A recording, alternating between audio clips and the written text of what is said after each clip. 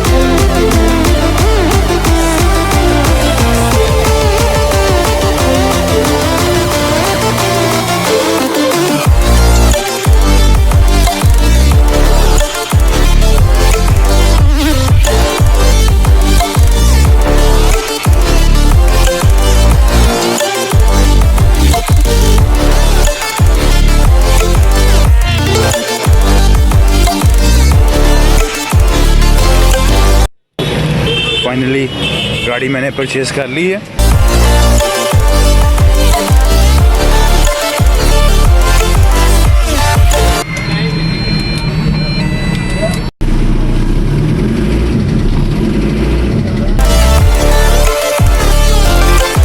पर अभी तक तो गाड़ी इंजन वाइज सही है, डीजल है, इंजन वाइज सही है। इंजन इसका एक्चुअली चेंज हुआ है।